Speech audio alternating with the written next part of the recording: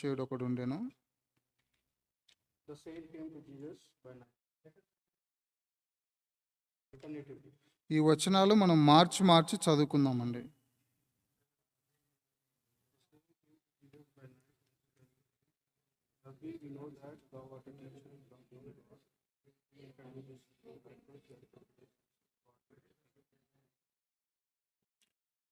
అందుకు యేసు అతనితో, ఒకడు క్రొత్తగా జన్మించితేనే గాని అతడు దేవుని రాజ్యంను చూడలేడని నీతో నిశ్చయముగా చెప్పుచున్నానెను. Nicodemus said unto him, how can a man be born in age old? Can he enter the second time into his mother's womb and be born? యేసు ఇట్లనెను, ఒకడు నీటి మూలంగాను ఆత్మ మూలంగాను జన్మించితేనే గాని దేవుని రాజ్యంలో ప్రవేశింపలేడని నీతో నిశ్చయముగా చెప్పుచున్నాను.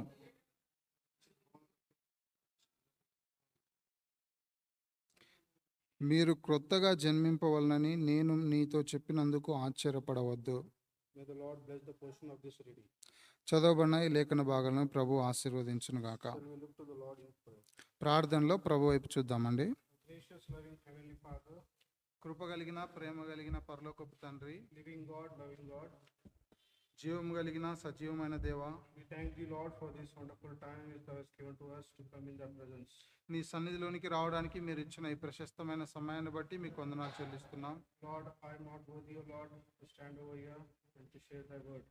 ప్రభా, ఇక్కడ నిలబడి నీ వాక్యం పంచుకోవడానికి నేను ఏమాత్రం అర్హత లేని వాడిని ఒప్పుకుంటున్నాను. Lord, I bring myself under sprinkling blood of Lord Jesus Christ. ప్రభా, నన్ను నేను ప్రోక్షింపబడిన యేసుక్రీస్తు ప్రభా రక్త ప్రోక్షణకి తీసుకొచ్చుకుంటున్నాను. Hide me, Lord, under thy cross. ప్రభా, నీ శిలువ చాటు నన్ను దాయమని ప్రార్థిస్తున్నాం. Lord, empty my wisdom, my knowledge, my words, O Lord. ప్రభా, నా జ్ఞానము, నా ఆలోచనలు, నా మాటలను మీరు మరుగు చేయమని ప్రార్థిస్తున్నాం. Lord, you give me thy word from above. ప్రభా, పైనుంచి నీ వాక్యాన్ని మీరు మాకు అందించమని ప్రార్థిస్తున్నాం. Lord, we bind all the sin and sin forces of darkness by faith in Jesus' name. కనబడకుండా పనిచేస్తున్న అంధకార చీకటి శక్తులను యేసుక్రీస్తు ప్రభు వారి శక్తి కలిగిన నామంలో బంధిస్తా ఉన్నాం. Lord, you speak to me, speak to us according to our needs. ప్రభా, మాతోను నాతోను మీరు మా అక్కర కొలిది మాట్లాడుతురమ్మని ప్రార్థిస్తున్నాం. Lord, let your name alone be glorified at this time. ప్రభా, ఈ సమయంలో కేవలం నీ నామం మాత్రమే మహింపరచబడినట్లుగా సహాయం చేయండి. Giving all glory and honor to thy name, I ask this prayer in the exalted name of my Lord and Savior Jesus Christ. సమస్త మహిమ ఘనత ప్రభావాలు మీ నామానికి ఆరోపించుకుంటూ యేసు ప్రభు నామంలో స్తుతించి ప్రార్థించి వేడుకుంటున్నాం తండ్రి. Amen. Amen. Before we look into the word of God, I would like to convey my thanks who all prayed for me. దేవుని వాక్యాన్ని పంచుకోవడానికి పూర్వము ఎవరైతే నా కొరకై ప్రార్థన చేస్తూ వచ్చినారో వారందరికీ కృతజ్ఞతలు చెల్లిస్తున్నాను. Especially I want to thank God's servant John uncle and family who were continuously praying for me. I was actually unable to come over here. I thought that I will not come once again in the house of God. ప్రత్యేకంగా దైవ సేవకుడు John అంకుల్కి, కుటుంబానికి, అంతేకాకుండా మీ అందరికీ ప్రత్యేకమైన వందనాలు తెలియజేస్తున్నాను. నేను ఈ సమయంలో అంతేకాకుండా ఈ విధంగా మందిరానికి నేను మరలా వస్తానని నేను అనుకోలేదు. It was very terrible situation wherein God's servant closely monitored me and prayed for me. ఇది ఎంతో భయంకరమైన పరిస్థితులు గుండా నేను వెళ్ళినప్పటికీ ప్రభు నాకు సహాయపడుతూ వచ్చినాడు. So I would like to thank you all who have prayed for me. నా కొరకై ప్రార్థించిన మీ అందరికీ కృతజ్ఞతలు చెల్లిస్తా ఉన్నాను. So from our portion, John's Gospel, chapter 3, we see the man Nicodemus. మనం చదువుకున్న ఈ లేఖన భాగంలో యోహాను సువార్త 3వ అధ్యాయంలో నికోదేము అనే వ్యక్తిని మనం చూస్తున్నాం. So before we see the portion, a man in a nature, he is a child of wrath. చూడండి, ఈ యొక్క వ్యక్తి గురించి చూడకముందు ఒక మానవుడు అతడు శిక్షకు పాత్రుడిగా ఉన్నాడు. And he is a stranger to God. అతడు దేవునికి అన్యుడిగా ఉన్నాడు. And not only that, he is an enmity to God. అంతేకాకుండా దేవునికి శత్రువుగా ఉన్నాడు. And not only that, he is a wanderer from God. అంతేకాకుండా దేవునికి వేరుగా తిరుగులాడేవాడుగా ఉన్నాడు. And not only that, he is the object of God's love. అంతేకాకుండా దేవుని ప్రేమకు పాత్రుడిగా ఉన్నాడు. This is the nature of human being. ఇది మానవుని యొక్క స్వభావం. Once again, I would like to tell he is a child of wrath by nature. మరలా నేను చెప్తా ఉన్నాను, ఈ వ్యక్తి మొదటిగా దేవుని యొక్క ఉగ్రతకు పాత్రుడుగా He ఉన్నాడు. is a stranger to God. దేవునికి అన్యుడిగా ఉన్నాడు. A person, he is a enmity to God. అంతేకాకుండా దేవునికి శత్రువుగా ఉన్న వ్యక్తి, And he is a wanderer from God. దేవునికి వేరుగా తిరుగులాడుతున్న వ్యక్తి, And finally, he is an object of God's love. అంతేకాకుండా చివరిగా దేవుని యొక్క ప్రేమకు పాత్రుడుగా ఉన్న వ్యక్తి. So in John's Gospel, chapter 3 and verse 3, we see it tells about that, verily, verily, I say unto thee, except a man be born again, he cannot see the kingdom of God. యోహాను సువార్త 3:3 చూస్తే, ఒకడు క్రొత్తగా జన్మించితేనే గాని అతడు దేవుని రాజ్యం చూడలేడని నీతో నిశ్చయంగా And it చెప్పుచున్నాను. says, except a man be born again. I mean, it's a compulsory. He must be born again to see the kingdom of God. ఒకడు క్రొత్తగా జన్మించితేనే గాని, అంటే ఒకడు తిరిగి మారు మనసు పొందితేనే గాని దేవుని రాజ్యంలో ప్రవేశించడు. అది ఖచ్చితమైన విషయం. And in verse 3c, we see he speaks of everlasting kingdom. అంతేకాకుండా ఇక్కడ చూసినట్లయితే నిత్య రాజ్యం గురించి ప్రభు మాట్లాడుతూ In the ఉన్నాడు. same chapter, if you see in verse 16, he speaks about everlasting love.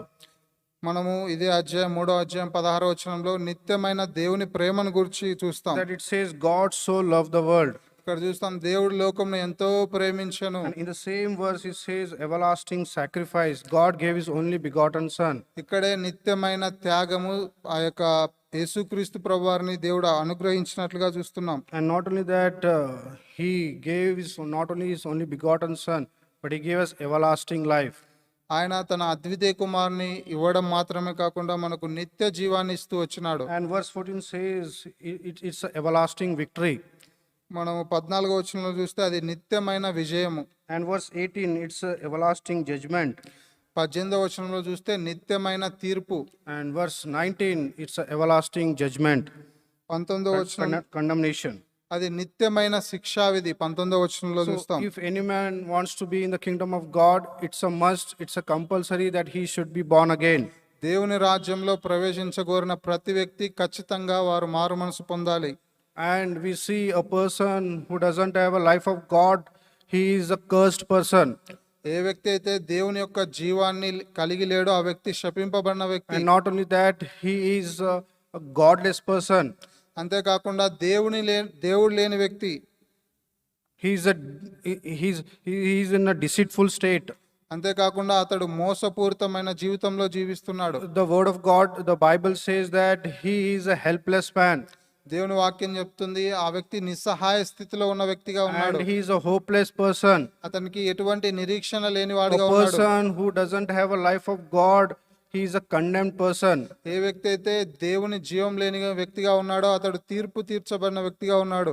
And we see here a man called Nicodemus. He is a man of power, he is a man of wealth, and he is a man of influence. ఇక్కడ చూసినట్లయితే నికోదేము అనే వ్యక్తి, ఈ వ్యక్తి అధికారం కలిగిన వ్యక్తి, శక్తి కలిగిన వ్యక్తి. అంతేకాకుండా అతడు పేరు ప్రఖ్యాతలు కలిగిన వ్యక్తిగా ఉన్నాడు. He wanted to know how man can be in God's kingdom. ఆ వ్యక్తి ఒక వ్యక్తి దేవుని రాజ్యంలో ఏ విధంగా చేరుతాడో అనే విషయాన్ని తెలుసుకోవడానికి ఇష్టపడుతూ వచ్చాడు. He was a God-fearing man. ఆయన దేవుని యందు భయభక్తులు కలిగిన వ్యక్తిగా He చూస్తున్నాం. loved God. ఆయన దేవుని ప్రేమించినాడు. He was in a good position in his life. తన జీవితంలో ఒక మంచి స్థాయిలో ఉన్న వ్యక్తిగా ఉన్నాడు. But we see from the word of God that there was something emptiness in his life. అయితే దేవుని వాక్యంలో మనం చూచినట్లుగా ఆ వ్యక్తిలో ఒక కొరత ఉన్నట్లుగా మనం చూస్తున్నాం. We know before Nicodemus could ask that question, the Lord already knew his heart because he is the creator of each and every person. చూడండి, ఇక్కడ నికోదేము యేసుక్రీస్తు ప్రభువారిని ఆ ప్రశ్న అడగక మునిపే యేసుక్రీస్తు ప్రభువారు నికోదేము యొక్క హృదయంను ఎరిగిన వాడుగా ఉన్నాడు. ఎందుకంటే ఆయన సమస్త సృష్టిని సృష్టించిన దేవుడు. Nicodemus was he knows that he was missing something in his life. నికోదేము తన జీవితంలో ఒకటి కొదువుగా ఏదో కొరతగా ఉన్నట్లుగా గమనించగలుగుతూ వచ్చాడు. So we see the condition of Nicodemus at that time. He was a religious person. ఇక్కడ మనం చూసినట్లయితే ఈ నికోదేము మతపరమైన వ్యక్తిగా కనబడతా ఉన్నాడు. Nicodemus may have been a religious, but he was not saved person. అతడు మతపరమైనటువంటి కార్యక్రమాలు కలిగిన వ్యక్తిగా ఉన్నాడు కానీ నిజమైన రక్షణ తనలో లేదు. He was living under the condemnation. దేవుని యొక్క శిక్ష కింద ఉన్నాడు. he was having the cursed state in his life. తన జీవితంలో శపింపబడిన అనుభవంలో He ఉన్నాడు. was in the hopeless situation. ఎటువంటి నిరీక్షణ లేని He స్థితిలో was in ఉన్నాడు. the helpless situation. ఎటువంటి నిస్సహాయ స్థితిలో ఉన్నాడు. And completely we see there was, his heart was deceitful in the sight of God. దేవుని యొక్క దృష్టిలో అతని హృదయం ఎంతో మోసపూరితమైనదిగా ఉంది. So Nicodemus, he was a religious person. ఈ యొక్క నికోదేము మతపరమైన వ్యక్తి. And he came to the Lord Jesus Christ and he wanted to know how can a man be born again and enter into the kingdom of God. ఈయన యేసుక్రీస్తు ప్రభు దగ్గరికి వచ్చి ఒక వ్యక్తి ఏ విధంగా పరలోక రాజ్యంలో దేవుని రాజ్యంలో ప్రవేశిస్తాడని తెలుసుకొని కోరుతూ వచ్చాడు. A person who has a new life, a person who is living a new life only can get into the kingdom of God. ఏ వ్యక్తి అయితే నూతనమైన జీవం కలిగి ఉంటారో ఆ వ్యక్తి మాత్రమే దేవుని రాజ్యంలో ప్రవేశించగలడు. That's the reason Jesus Christ says, "Verily, verily, I say unto you, except a man be born again," means it's a compulsory, it's a must. A person has to be born again in order to get into the kingdom of God. అందుకే యేసుక్రీస్తు ప్రభువారు ఒకడు క్రొత్తగా జన్మించితేనే కానీ అతడు దేవుని రాజ్యంలో ప్రవేశించడానికి నిశ్చయముగా ఖచ్చితంగా చెప్తూ వచ్చాడు. And not only that, he was a Pharisee, he was a Jew, and he was a ruler of the Jews. అంతేకాకుండా ఆయన పరిచయుడు, పరిపాలించేవాడు, యూదుల అధికారి. And all the religion could not save him, or he didn't had the assurance that he will be in the kingdom of God. తను కలిగి ఉన్నటువంటి ఆ మతపరమైనటువంటి ఆచారములు, అలవాట్లు తను ఏమాత్రము రక్షించలేదు. He అంతేకాకుండా might be reading the word of God, he might be knowing all the scriptures because he was a Pharisee, and he was a ruler of the Jews. ఆయన పరిచయుడు, అంతేకాకుండా అధికారి కాబట్టి దేవుని వాక్యాన్ని అన్ని విషయాలు ఎరిగినవాడుగా ఉన్నాడు. He might be involved in all the church activities but not been saved. బహుశా అతడు అన్ని కార్యక్రమాల్లో పాల్గొంటూ వచ్చాడేమో కానీ అతనికి రక్షణ లేని వాడుగా ఉన్నాడు. So dear brothers and sisters, this Nicodemus, first quality or first condition of Nicodemus was he was a religious person. నికోదేము యొక్క జీవితంలో మొట్టమొదటిగా మనం చూస్తే అతడు మతపరమైనటువంటి కార్యక్రమాలు కలిగిన వ్యక్తిగా చూస్తున్నాం. But the sad thing is that he was still unsaved person. అయితే విచారకరమైన విషయం ఏంటంటే అతడు ఇంకా రక్షణ లేని వ్యక్తిగా జీవిస్తున్నాడు. And he came to Lord Jesus Christ and he wanted to know how can a man be born again and enter into the kingdom of God. ఆయన యేసు ప్రభు దగ్గరకు వచ్చి ఒక వ్యక్తి ఏ విధంగా దేవుని రాజ్యంలో ప్రవేశిస్తాడో తెలుసుకోవడం కోరుతూ వచ్చాడు. So we see the life of Nicodemus. He was doing all the traditional things. He was a ruler of Jews. He was a Pharisee. He was very intelligent person. He had the power, he had the wealth, he had the influence, but no salvation. చూడండి, నికోదేము అధికారి, బోధకుడు, అంతేకాకుండా పేరు ప్రఖ్యాతలు కలిగిన వాడు, ధనము కలిగిన వాడు, అయినప్పటికీ తనకు రక్షణ లేనిగా ఉంటూ వచ్చింది. So we see here, not only he was a religious person, he was a respectful person. ఆయన మతపరమైన వ్యక్తే కాకుండా అధికారంలో, అంతేకాకుండా తను గౌరవం పొందిన వ్యక్తిగా Many ఉన్నాడు. people, when he used to be in his place, many people had given him respect. They were honoring him. But we see the sad thing, he didn't had salvation. He was not a saved person. చూడండి, తన స్థానాన్ని బట్టి చూస్తే తను అనేక మంది గౌరవించేవారుగా, తనను గణపరిచే స్థాయిలో తను ఉన్నాడు, కానీ తన జీవితంలో రక్షణ లేదు. What we see here is that simply living a respectful life, we cannot obtain the salvation. దీన్ని బట్టి మనం ఏం అర్థం చేసుకోవచ్చు అంటే గౌరవప్రదమైన జీవితం జీవించినంత మాత్రాన రక్షణ రాదు. And thirdly, we see he was a restless person. మూడవదిగా మనం చూస్తే అతడు సమాధానం లేని వ్యక్తిగా ఉన్నాడు. The Spirit of God was completely working in him. He was restless. He was missing something in his life. దేవుని ఆత్మ అతనితో బలంగా పనిచేస్తా ఉన్నాడు, అతనిలో సమాధానం లేకుండా ఉంది. Many like Nicodemus we see are in this world. They are religious, they are respectful, but we see they miss something. They are restless in this world. చూడండి, ఈ నికోదేము వలె అనేక మంది ఈ లోకంలో అధికారులుగా, ఘనత పొందిన వారుగా ఉన్నారు, కానీ వారి జీవితంలో సమాధానము, శాంతి లేని వారుగా ఉన్నారు. So what we see here, he was a religious person, he was a respectful person from the Bible, and he was a restless person in his life.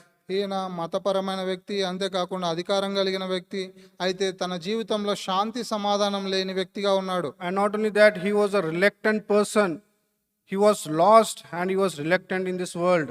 అంతేకాకుండా ఆయన నష్టపోయి నశించిన వ్యక్తిగా ఉన్నాడు. He might be knowing that salvation is compulsory, but he was not obeying the word. He was reluctant in his life. అంతేకాకుండా తన జీవితంలో కఠినమైన వ్యక్తిగా ఉన్నాడు. తనకు రక్షణ అవసరమని తెలిసిన వాడుగా ఉన్నప్పటికీ కఠినమైన వ్యక్తిగా ఉన్నాడు. He was going on asking many questions. How can I again be born in my mother's womb? ఆయన మరలా అనేక ప్రశ్నలు ప్రభువాని అడుగుతా వచ్చినాడు. ఏ విధంగా మరలా తల్లి గర్భంలో ఒక వ్యక్తి జన్మించి మరలా జన్మించగలడని ప్రశ్నిస్తూ వచ్చాడు. So finally, when we see in verse 14, Jesus says, as Moses lifted up the servant in the wilderness, so must the Son of Man be lifted up. 14వ వచనంలో చూసినట్లయితే అరణ్యంలో మోషే సర్పంను ఎలాగూ ఎత్తెనో అలాగే విశ్వసించు ప్రతివాడును నశింపక ఆయన ద్వారా నిత్య జీవం పొందినట్లు మనుష్య కుమారుడు ఎత్తబడవలెను. In order to make him understand, the Lord Jesus Christ says, Moses lifted up the servant in the wilderness, so must the Son of Man be lifted up.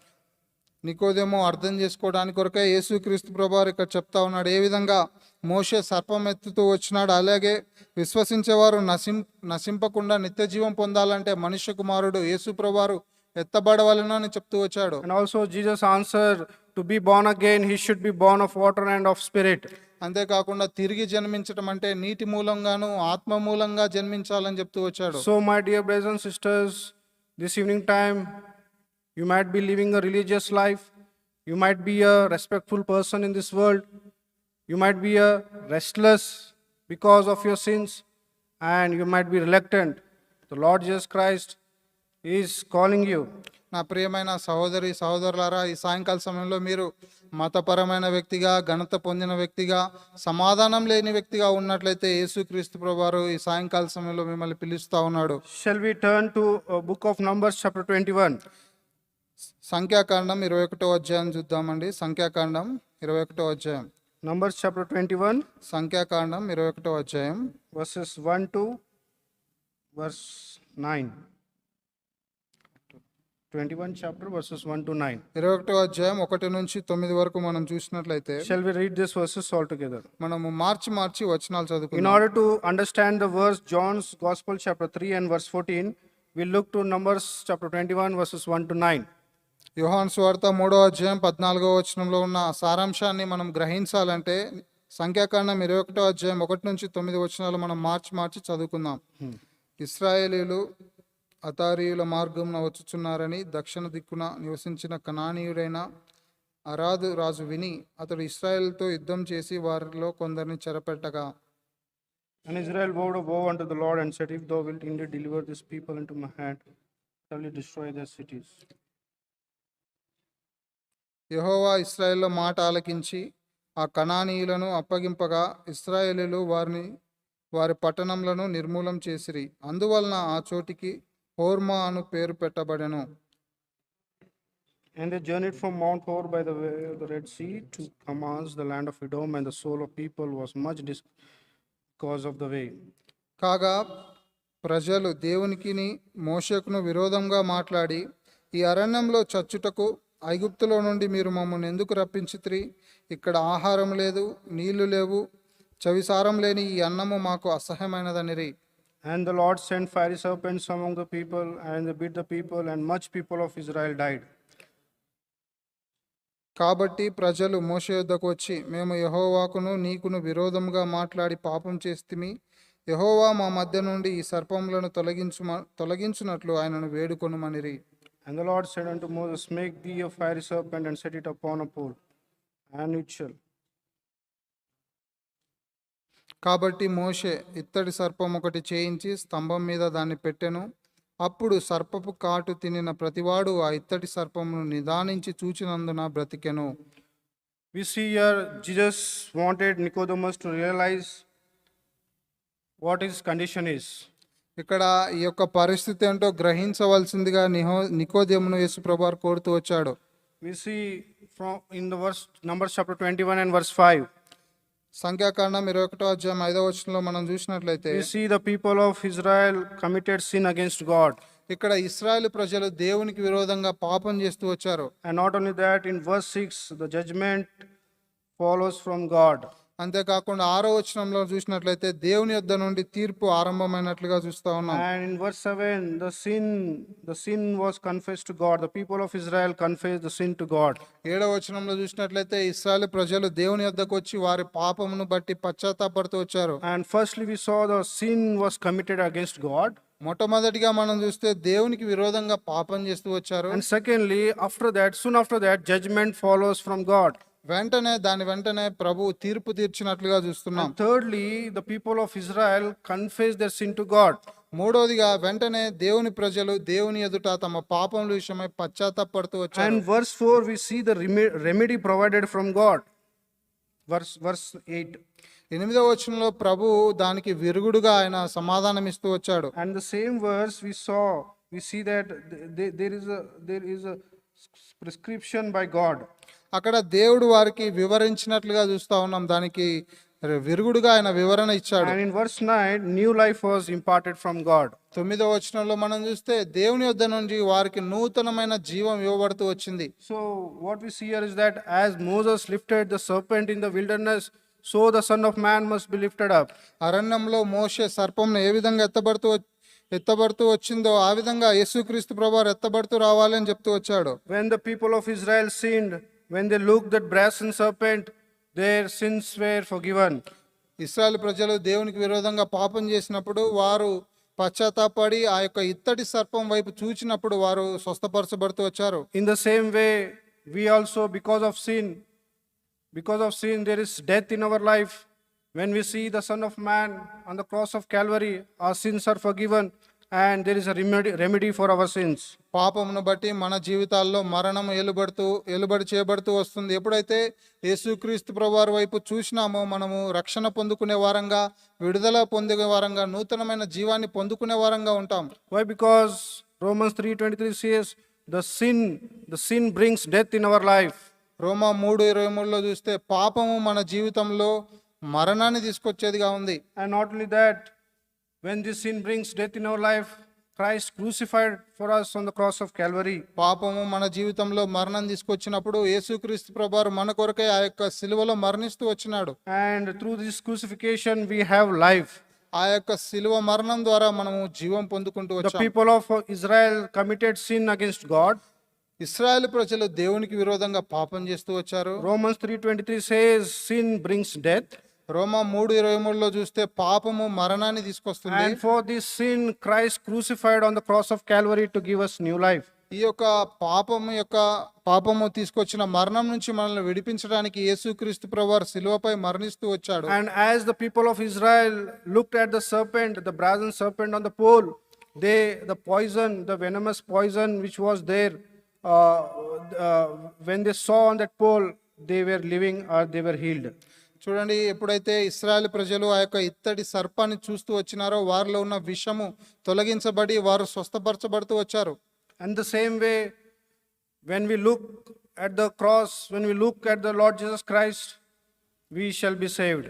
అదే విధంగా ఎప్పుడైతే మనం యేసుక్రీస్తు ప్రభువారి వైపు మన యొక్క దృష్టిని కేంద్రీకరిస్తామో అప్పుడు మనము నూతనమైన జీవాన్ని పొందుకునే వారంగా ఉన్నాం. Isaiah 45 and verse 22 says, యెషయా గ్రంథం 45వ అధ్యాయం 22వ వచనం చూసినట్లయితే, Isaiah 45 and verse 22.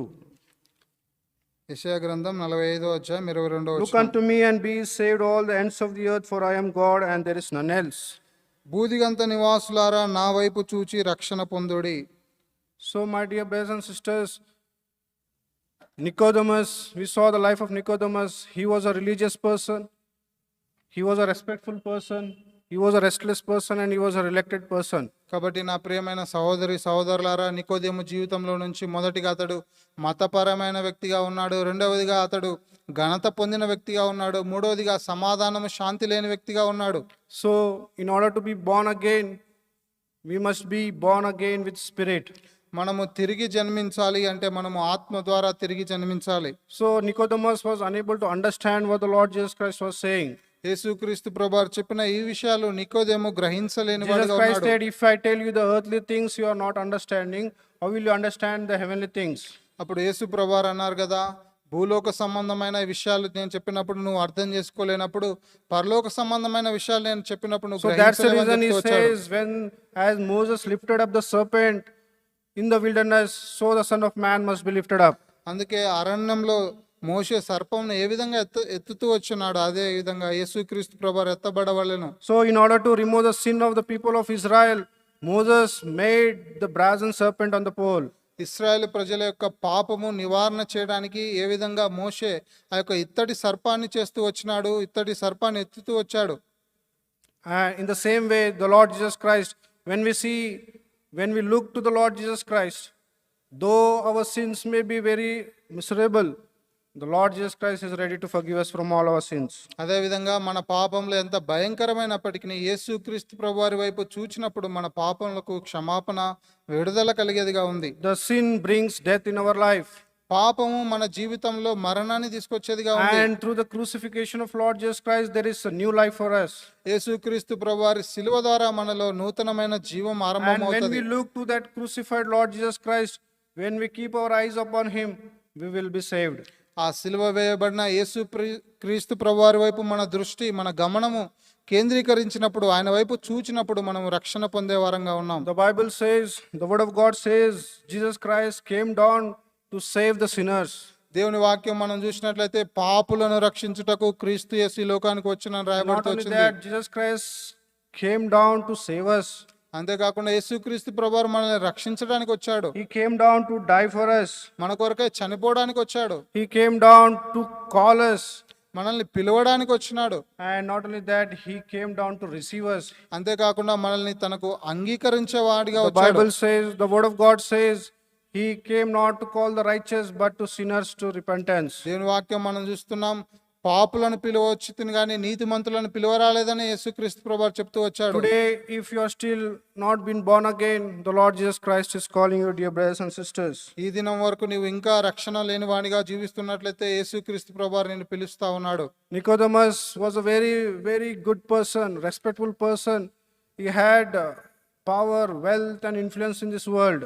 నికోదేము చాలా మంచి వ్యక్తి, గౌరవం కలిగిన వ్యక్తి, అధికారము, పేరు ప్రఖ్యాతలు కలిగిన వ్యక్తిగా ఉన్నాడు. Your power will not save you, dear brothers and sisters. నీ యొక్క అధికారము నిన్ను రక్షించలేదు ప్రియ Your సహోదరి wealth will సహోదరుడా. not save you. నీ యొక్క ధనము నిన్ను రక్షించలేదు. Your influence in this world will not save you. నీ యొక్క పేరు ప్రఖ్యాతలు రక్షించలేవు నిన్ను. Only the blood of Lord Jesus Christ will save us from all our sins. మన యొక్క ప్రతి పాపం నుండి యేసుక్రీస్తు ప్రభువారు మాత్రమే మనల్ని రక్షించగలడు. Lord Jesus Christ died for us for the three purposes. యేసుక్రీస్తు ప్రభువారు మన కొరకై 3 ఉద్దేశాలతో మరణిస్తూ వచ్చినాడు. If you see in Romans chapter 4 and verse 25, He died for us to pay the penalty of our sins. రోమా 4:25లో మనం చూసినట్లయితే మన పాపములకు ఆయన వెల చెల్లించడానికి మరణిస్తూ వచ్చాడు. He took upon Himself the judgment which has to come upon us. మన మీదికి రావాల్సిన శిక్ష ఆయన మీదికి తీసుకుంటూ వచ్చాడు. For our sinful thoughts, for our sinful deeds and sinful deeds, the judgment fell upon Him. మన పాపపు ఆలోచనలు, పాపపు క్రియలను బట్టి ఆ రావాల్సిన శిక్ష ఆయన మీద పడుతూ For వచ్చింది. our sinful deeds, He was spat upon. మన యొక్క పాపపు Deeds. మన పాపపు క్రియలను బట్టి ఆయన ఉమ్మివేయబడుతూ వచ్చాడు. We see His hands were pierced, His feet were pierced, and completely His back was scorched on the cross of Calvary. ఆయన యొక్క కాళ్ళు, చేతులు అవి మేకులతో దిగొట్టబడతా వచ్చిన, ఆయన వీపంతా దున్నబడుతూ వచ్చింది. And not only that, His hair was plucked. It was done everything willingly, my dear brothers and sisters. ఆయన యొక్క వెంట్రుకలు పెరికివేయబడతా వచ్చిన, ఇవంతా కేవలం ఇష్టపూర్వకంగా ఆయన చేస్తూ వచ్చాడు. He died to pay the penalty of our sin.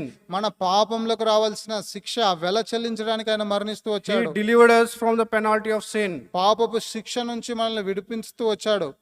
And second purpose is that He died to remove the sinful nature from our life.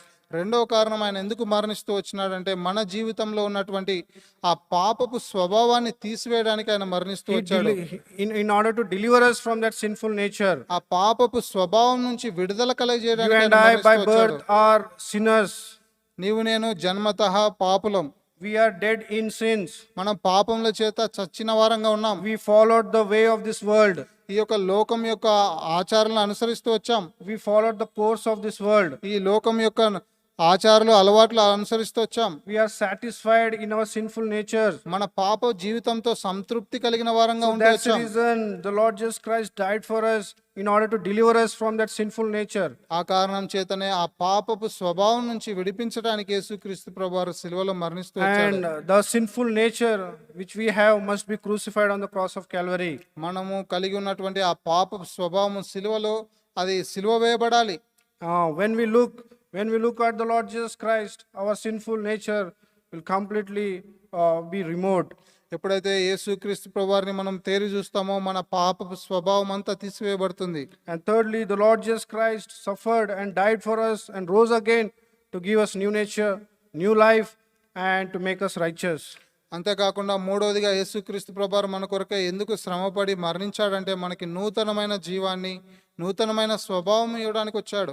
So, my dear brothers and sisters, as the word of God says, as the Moses lifted up the serpent in the wilderness, so the Son of Man must be lifted up. అందుకే నా ప్రియ సహోదరి సహోదరులారా, ఏ విధంగా మోషే సర్పాన్ని అరణ్యంలో ఎత్తుతూ వచ్చాడో ఆ విధంగా యేసుక్రీస్తు ప్రభువారు ఎత్తబడుతూ వచ్చాడు. Isaiah 45 and verse 22 says, "Look at me, look unto me, and be ye saved." యెషయా గ్రంథం 45:22లో చూస్తే నా వైపు చూచి రక్షణ పొందండి అని అక్కడ రాయబడుతూ వచ్చింది. So today, whoever you may be, ఈ దినం మీరు ఎవరైనప్పటికీ when you look at the crucified Lord Jesus Christ, సిలువ వేయబడిన యేసుక్రీస్తు ప్రభువారి వైపు మీ యొక్క గమనం కేంద్రీకరించగలిగినట్లయితే you have a remedy for your sins. నీ పాపములకు విరుగుడు ఆయన ఇచ్చేవాడుగా ఉన్నాడు. He can remove the poison of sin in our lives. ఆ యొక్క పాపపు విషము నీ జీవితంలో నుంచి తీసివేసేవాడుగా ఉన్నాడు. The Lord Jesus Christ is ready to forgive us from all our sins. మన ప్రతి పాపం నుంచి క్షమించడానికి ఆయన సిద్ధంగా ఉన్నాడు. The main purpose the Lord Jesus Christ came into this world to save us from our sins. యేసుక్రీస్తు ప్రభువారు ఈ లోకానికి వచ్చిన ప్రాథమికమైన కారణం ఏంటంటే మనల్ని మన పాపం నుంచి రక్షించటానికి, To save us from the past sins, to save us from the present sins, and from the future sins. మన యొక్క వర్తమాన భూత భవిష్యత్ కాలంలో ఉన్నటువంటి ప్రతి పాపం నుంచి విడిపించడానికి ఆయన వచ్చాడు. To save us from the penalty of sin, to save us from the power of sin and the presence of sin. పాపం యొక్క శిక్ష నుంచి, పాపం యొక్క సన్నిధి నుంచి మనల్ని విడిపించడానికి ఆయన వచ్చాడు. So, my dear brothers and sisters, God is very lovingly inviting you. నా ప్రియమైన సహోదరి సహోదరులారా, దేవుడు ఎంతో ప్రేమగా మిమ్మల్ని ఆహ్వానిస్తూ ఉన్నాడు. The Lord Jesus Christ, when we believe on Him, when we accept Him as a personal Savior, we have salvation. మనం ఆయన యందు విశ్వాసం ఉంచి ఆయన మన సొంత రక్షకుడిగా అంగీకరించినట్లయితే మనము రక్షణ పొందే వారంగా ఉన్నాం. Sin brings death in our life. పాపము మన జీవితంలో మరణాన్ని తీసుకొచ్చేదిగా ఉంది. Christ gives us new life. క్రీస్తు మన జీవితంలో నూతన జీవాన్ని ఇచ్చేవాడుగా ఉన్నాడు. And there is a life when we look to the Lord Jesus Christ. ఎప్పుడైతే యేసు ప్రభువారి వైపు మనము చూస్తామో మనము జీవం పొందే వారంగా ఉన్నాం. And in order to receive this salvation, we need to accept Jesus Christ as our personal Savior. మనము రక్షణ పొందాలంటే యేసుక్రీస్తు ప్రభువారిని మన వ్యక్తిగత రక్షకుడిగా We need to అంగీకరించాలి. acknowledge that we are sinners in the sight of God. దేవుని దృష్టిలో మనము పాపులమని గ్రహించాలి. Nicodemus, he was a respectful person. Though he was a respectful person, he was a religious person. He did not know how to reach the kingdom of heaven. నికోదేము ఆయన ఘనత పొందిన వ్యక్తి అయినప్పటికీ, మతపరమైన కార్యక్రమాలు కలిగిన వ్యక్తి అయినప్పటికీ దేవుని యొద్దకు చేరుట ఎలాగో తెలియని వ్యక్తిగా ఉన్నాడు. In order to reach the kingdom of heaven, there should be compulsory born again experience. దేవుని రాజ్యం మనం చేరాలంటే తిరిగి జన్మించిన అనుభవం తప్పనిసరిగా మన జీవితంలో కలిగి ఉండాలి. That is born of the Spirit. ఆత్మ ద్వారా తిరిగి జన్మించబడ్డాం. Firstly, we need to acknowledge that we are sinners and there is no merit in us. మొట్టమొదటిగా మనము పాపులము, మనలో ఏమాత్రము అర్హత లేదని గ్రహించాలి. And secondly, we need to believe on the Lord Jesus Christ, who is the substitute for us. రెండవదిగా మన కొరకై నియమింపబడిన యేసుక్రీస్తునందు విశ్వాసం ఉంచాలి. He is the Savior in our lives. మన జీవితంలో ఆయన మాత్రమే రక్షకుడు. And we need to confess with our mouth that He has died for us, buried and rose again the third day. మన కొరకు ఆయన చనిపోయి సమాధి చేయబడి తిరిగి లేచాడని మన నోటితో ఒప్పుకోవాలి. These are the steps to salvation, dear brothers and sisters. రక్షణకు ఇవి మెట్లు నా ప్రియమైన సహోదరి సహోదరులారా. Nicodemus may not be knowing this. He was a very good person, but he didn't have the experience of salvation in his life. నికోదేము ఈ యొక్క అనుభవం లేకుండా తన జీవితంలో రక్షణ లేని వ్యక్తిగా ఉన్నాడు. Firstly, we need to accept that we are sinners. మొట్టమొదటిగా మనము పాపులమని ఒప్పుకోవాలి. We need to acknowledge that we are sinners. మనము పాపులమని గ్రహించాలి. Secondly, we need to believe on the Lord Jesus Christ, who is our substitute and our savior. మనకు బదులుగా ఉన్నటువంటి యేసుక్రీస్తునందు విశ్వాసం ఉంచాలి. ఇది రెండవది. And thirdly, confess Christ with our mouth and be baptized. మూడవదిగా యేసుక్రీస్తు ప్రభువారిని మన నోటితో ఒప్పుకొని బాప్తిస్మంలో పాలు పొందాలి. So when we do this, there is a born again experience in our life. ఈ అనుభవాలు ఈ మెట్ల గుండా మనం వెళ్ళినప్పుడు మన జీవితంలో తిరిగి జన్మించిన అనుభవం Nicodemus ఉంటది. was thinking he need to again go into the mother's womb. ఈ నికోదేము అనుకుంటున్నాడు ఆయన మరలా తిరిగి తల్లి గర్భంలో ప్రవేశించాలేమో అని ఆలోచిస్తున్నాడు. But the Lord Jesus Christ was saying he need to be born of water and of spirit. అయితే యేసుక్రీస్తు ప్రభువారు ఎంతో స్పష్టంగా తెలియజేస్తూ వచ్చాడు, నీవు నీటి ద్వారాను ఆత్మ ద్వారాను తిరిగి జన్మించాలి అని The చెప్తూ word వచ్చాడు. of God and spirit. దేవుని వాక్యం ద్వారాను ఆత్మ ద్వారాను తిరిగి జన్మించాలి. So the Lord Jesus Christ clearly said that we need to look to the Lord Jesus Christ. We need to look to the crucified Lord Jesus Christ in order to be saved. మనము రక్షణ పొందాలంటే ఎంతో దేవుని వాక్యం ఎంతో స్పష్టంగా చెప్తా ఉంది, యేసు వైపు చూచి రక్షణ పొందాలని. So there is no other way for salvation. రక్షణకు ఇంకా వేరే మార్గము లేదు. There is no other way to be born again. తిరిగి జన్మించడానికి ఇంకా వేరే మార్గము లేదు. If we born once, we will die twice. మనము ఒక్కసారి జన్మించినట్లయితే 2 సార్లు మరణిస్తాం. And if you born twice, we will die once. మనము 2 సార్లు తిరిగి జన్మిస్తే మనం ఒక్కసారి మరణించే వారంగా ఉన్నాం. So what is our life today? ఈ దినం మన జీవితం ఎలా ఉంది? Are we born again? నీవు తిరిగి జన్మించావా? Is there assurance of salvation in our life? రక్షణ నిశ్చయత మన జీవితంలో ఉందా? If there is assurance of salvation in our life, we will have peace with one another. మన జీవితంలో రక్షణ నిశ్చయత ఉంటే మనం ఒకరితో ఒకరం సమాధానం కలిగి ఉంటాం. The inward assurance will bring joy and peace in our lives. మన జీవితంలో మన అంతరంగంలో ఉన్నటువంటి ఆ రక్షణ నిశ్చయత మనకు శాంతి, సమాధానం, ఆనందం ఇచ్చేదిగా ఉంది. And it will give the joy for the word of God and fellowship with the saints. అది దేవుని వాక్యం కొరకే ఆనందాన్ని, అంతేకాకుండా సహవాసం కొరకే ఆనందాన్ని, ఆసక్తిని కలిగజేసేదిగా ఉంది. And we'll have the zeal to tell about Lord Jesus Christ to others. అంతేకాకుండా యేసుక్రీస్తు ప్రభువుని గురించి ఇతరులకు చెప్పడానికి ఆసక్తిని మన హృదయంలో These are the పుట్టిస్తుంది. evidence of salvation in our life. ఇవి మన జీవితంలో రక్షణ పొందినానని చెప్పడానికి నిశ్చయత So once కలిగించే again, I విషయాలు. would like to remember the ABC of gospel. మరలా ఒకసారి సువార్త ABC అనే విషయాలు మీకు జ్ఞాపకం చేయాలని The word of ఇష్టపడతా God ఉన్నాను. says, Romans 3 and verse 23, for all have sinned and come short of the glory of God. దేవుని వాక్యంలో మనం చూస్తే రోమా 3:23లో ఏ భేదం లేదు, అందరూ పాపం చేసి దేవుడు అనుగ్రహించి మహిమను పొందలేకపోతున్నారు అంటుంది. And B is that, be sure your sin will find you out. నీ పాపము నిన్ను పట్టుకొను గనుక జాగ్రత్త కలిగి ఉండమని దేవుని No వాక్యం matter you జ్ఞాపకం might be a చేస్తుంది. respectful person, you might be a religious person, you might be restless in this world, your sin will catch you, be sure. నీవు మతపరమైన ఆచారాలు కలిగిన వ్యక్తి అయినప్పటికీ, అంతేకాకుండా ఘనత పేరు ప్రఖ్యాతలు కలిగిన వ్యక్తి అయినప్పటికీ, సమాధానం శాంతి లేని వ్యక్తి అయినప్పటికీ నీ పాపము నేను పట్టుకొనును. Though Nicodemus was lost and reluctant, he was unable to understand what is called born again. ఈ నికోదేము ఆయన నశించిన వ్యక్తిగా, ఎంతో కఠినమైన వ్యక్తిగా ఉంటూ తిరిగి జన్మించుట అనే విషయాన్ని గ్రహించని వాడుగా ఉన్నాడు. And sees that Christ died for our sins. చూడండి, యేసుక్రీస్తు ప్రభువారు మన పాపముల కొరకే మరణించిన వాడుగా ఉన్నాడు. In this world, the word of God says, for all have sinned. He might be a poor person, he might be a rich person, he may be literate person. Everyone who has born in this world are sinners. ఈ భూమి మీద ఉన్నటువంటి ప్రతి వ్యక్తి పాపం చేసిన వ్యక్తిగా ఉన్నాడు.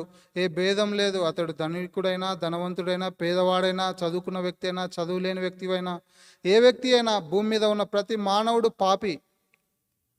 But dear brothers and sisters, be sure, you might be thinking, no one is seeing my sin, no one knows my thoughts, no one knows my words, no one knows my deeds.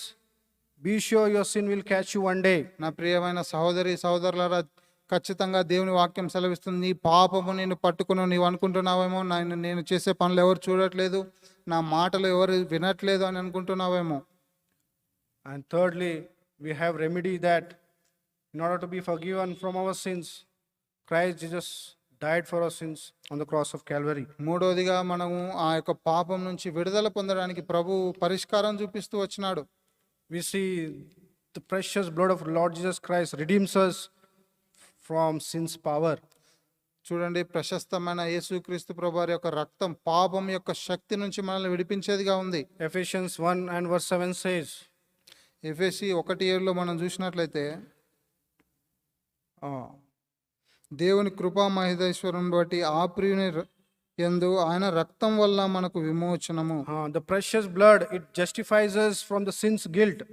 పాపముల నుంచి, పాపం యొక్క అపరాధ భావం నుంచి యేసు ప్రభువారి యొక్క రక్తం మనల్ని The కడిగేదిగా precious ఉంది. blood of Lord Jesus Christ, it releases from the sin's bondage. పాపం యొక్క బంధకాల నుంచి యేసు ప్రభువారి యొక్క రక్తం విడుదల చేసేదిగా ఉంది. The precious blood of Lord Jesus Christ, he cleanses us from sin's defilement. పాపపు అపవిత్రత నుంచి యేసు ప్రభువారి యొక్క రక్తం కడిగేదిగా ఉంది. 1 John chapter 1 and verse 7 says, if we confess our sins, he is just and faithful to forgive us from all our sins. మొదటి యోహాను 1:9 మనం చూస్తే మన పాపములను మనం ఒప్పుకొనేలా ఆయన నమ్మదగిన వాడు నీతిమంతుడు గనుక మన పాపములను క్షమించి సమస్త దుర్నీతి నుండి మనల్ని పవిత్రులుగా చేసేవాడుగా Dear ఉన్నాడు. brothers and sisters, the Lord Jesus Christ has shed this precious blood on the cross of Calvary for your sake and my sake. ప్రియమైన సహోదరి సహోదరులారా, నా నిమిత్తమై యేసుక్రీస్తు ప్రభువారు తన ప్రశస్తమైన రక్తం ఆ శిలువ పైన చిందిస్తూ వచ్చాడు. It can release us from all the bondages of sin. అది పాపం యొక్క ప్రతి బంధకం నుంచి మనల్ని విడుదల చేసేదిగా It ఉంది. can cleanse us from all the sin's defilement. ప్రతి పాపపు అపవిత్రత దుర్నీతి నుంచి మనల్ని కడిగేదిగా ఉంది. And it can redeem us from the sin's power. పాపం యొక్క శక్తి నుంచి మనల్ని విడిపించేదిగా ఉంది. And we see the precious blood, the Lord Jesus Christ who shed for your sake and my sake, there was no sin in him. చూడండి, ఆయన ప్రశస్త రక్తము నీ కొరకై నా కొరకై చిందింపబడిన ఆ రక్తం, ఆయన పాపము లేనివాడుగా ఉన్నాడు. He was so much holy that there was no sin in him. He did no sin. He knew no sin and he did no sin. చూడండి, ఆయన ఎంత పవిత్రుడు అంటే ఆయన పాపము చేయలేదు, పాపము ఎరుగడు. Such a holy person only can forgive us from all our sins. అటువంటి పరిశుద్ధుడైన దేవుడు మాత్రమే మన పాపముల నుంచి మనకు విడుదల కలగజేయవాడు. Today, brothers and sisters, whoever you may be, ప్రియమైన సహోదరి సహోదరులారా, నీవెవరైనప్పటికీ the Lord Jesus Christ is lovingly inviting you. ప్రేమతో యేసుక్రీస్తు ప్రభువారు నిన్ను When ఆహ్వానిస్తూ you ఉన్నాడు. look at that cross, there is a life in that cross. You will be saved. ఆ యొక్క సిలువ వైపు నువ్వు చూచినట్లయితే ఆ సిలువలో జీవం ఉంది, నీకు జీవం ఇచ్చేదిగా ఉంది. You can be born again when you come to the Lord Jesus Christ. యేసుక్రీస్తు ప్రభు యొద్దకు నువ్వు వచ్చినప్పుడు నువ్వు తిరిగి జన్మించగలవు. Your sins will be forgiven through his precious blood. ఆయన ప్రశస్తమైన రక్తం ద్వారా నీ పాపములను విడిపించి క్షమాపణ Those we are చేయగా ఉంది. already born again, we might thinking that he is our savior. ఎవరైతే తిరిగి జన్మించారో మనం బహుశా అనుకోవచ్చు ఆయన మన రక్షకుడు అని. The Matthew 1:21 says, Matthew chapter 1 and verse 21 says, the main purpose the Lord Jesus Christ came into this world to save sinners. మత్తయి సువార్త 1:21 మనం చూస్తాం, తన ప్రజలను వారి పాపముల నుండి ఆయన రక్షించును. So we who are already been born again, we made him only as a savior in our life. మనం ఎవరైతే తిరిగి జన్మించామో ఆయన మన జీవితంలో రక్షకుడిగా అంగీకరించాం. Only as a savior we might be thinking about him. ఆయన నీ రక్షకుడిగా మాత్రమే నువ్వు కలిగి ఉన్నావేమో. But in order to make your latter end or the latter life very beautiful or good in the sight of God, you need to make him the king and the ruler of your life. అంతేకాకుండా ఆయన నీ జీవితంలో రాజుగా, ప్రభువుగా నీ జీవితంలో ఆయన అంగీకరించవలసిన వాడుగా ఉన్నావు. And you need to live in the fear of God and fill your life with the word of God. నీవు దేవుని భయము కలిగి దేవుని వాక్యం చేత నీ హృదయాన్ని నింపుకొనవలసిన And వాడుగా ఉన్నావు. in this end days, signs are that we are very much unthankful and ungrateful to the Lord. ఈ యొక్క చివరి దినాల్లో మనము కృతజ్ఞత లేని వారంగా, ప్రభు పట్ల కృతజ్ఞత లేని వారంగా We జీవిస్తూ need to ఉన్నాం. be always thankful and grateful to the Lord what he has done for us. ప్రభు మన పట్ల చేసిన విషయాలన్నిటి బట్టి ప్రభువుకి ఎల్లప్పుడూ కృతజ్ఞత కలిగిన జీవితం జీవించాలి. So we should not only think that he is our savior, but we need to make him as a king, means as a ruler of our life. ఆయనను కేవలము రక్షకుడిగా మాత్రమే కాకుండా మన జీవితంలో ప్రభువుగా, అంటే మన జీవితాన్ని నియంత్రించి పరిపాలించే వ్యక్తిగా We చేసుకోవాలి. might be thinking that he has forgiven us, he has redeemed us, he has called us, he has chosen us, He is my savior. That's it. నీవు అనుకుంటున్నావు బహుశా ఆయన నన్ను పిలిచాడు, నన్ను ఏర్పరచుకున్నాడు, నన్ను విమోచించినాడు, క్షమించినాడు, అందుకే నా రక్షకుడు అనుకుంటున్నావు. Have you made him as a king of your life? నీ జీవితానికి ఆయనను రాజుగా చేసుకున్నావా? Have you made him as a ruler of your life? నీ జీవితాన్ని పరిపాలించే వ్యక్తిగా చేసుకున్నావా? He is a sovereign of your he is a sovereign God. ఆయన సర్వశక్తి కలిగిన దేవుడు. He should be a king of our life. మన జీవితంలో ఆయన రాజుగా ఉండవలసిన వాడు. And secondly, we need to fear God and walk in this world. రెండవదిగా మనం చూస్తే ఆయనకు భయపడి ఆయన మార్గంలో నడవలసిన వారంగా ఉన్నాం. We should fill our hearts with the word of God. మన హృదయాన్ని దేవుని వాక్యం చేత And నింపుకొనవలసిన we వారంగా should be ఉన్నాం. always thankful and grateful to the Lord. మనము ప్రభుకి ఎప్పుడు కృతజ్ఞులమై జీవించవలసిన వారంగా ఉన్నాం. So, before we close, we saw 4 things about Nicodemus. మనము ముగించక ముందు నికోదేములో మనము 4 విషయాలు చూస్తూ వచ్చాం. So, he had a question in his life. తన జీవితంలో ప్రశ్నలు కలిగిన వాడుగా ఉన్నాడు. How can I be born again and enter into the kingdom of God? ఏ విధంగా నేను తిరిగి జన్మించి దేవుని రాజ్యంలో ప్రవేశించాలనే ప్రశ్న తను కలిగి ఉన్నాడు. So, in order to be born again, we need to look unto the Lord Jesus Christ. మనము రక్షణ పొందాలి, తిరిగి జన్మించాలంటే యేసు ప్రభువారి వైపు మనం చూడాలి. There is a remedy for us for all our sins. మన పాపముల కొరకై ప్రాయచిత్తం ఆ సిలువలో ఉంది. The word of God says, Acts chapter 16 and verse 31. అపోస్తుల కార్యములు 16:31లో మనం చూసినట్లయితే, Believe on the Lord Jesus Christ, thou shalt be saved and thy house. ప్రభువైన యేసునందు విశ్వాసం ఉంచుము, అప్పుడు నీవును నీ ఇంటి వారును రక్షణ The పొందుదురు. great command is that you and I need to believe on the Lord Jesus Christ. ఇక్కడ గొప్ప ఆజ్ఞ ఏంటంటే నీవు నేను యేసు ప్రభునందు విశ్వాసం ఉంచాలి. And the great person is our Lord Jesus Christ. ఇక్కడ ఉన్న గొప్ప వ్యక్తి అంటే ఎవరంటే యేసుక్రీస్తు ప్రభువారే. And the grand result of this invitation is that you will be saved. ఈ యొక్క పిలుపు యొక్క అత్యున్నతమైన అవకాశం ఏంటంటే మనము రక్షణ పొందే వారంగా This ఉంటాం. is a glorious invitation for all of us. ఇది మహిమ కలిగిన పిలుపు. Believe on the Lord Jesus Christ, it's a command. యేసుక్రీస్తునందు విశ్వాసం ఉంచు అనేది ఆజ్ఞాది. We need to believe on the great person, the Lord Jesus Christ. గొప్ప వ్యక్తి అయిన ఈ యేసు ప్రభునందు నీ విశ్వాసం ఉంచాలి. And the result is that thou shalt be saved. దాని ఫలితం ఏంటంటే నీవు రక్షణ పొందేవాడుగా ఉన్నావు. So may the Lord bless this word. దేవుడి ఈ వాక్యాన్ని దీవించును గాక.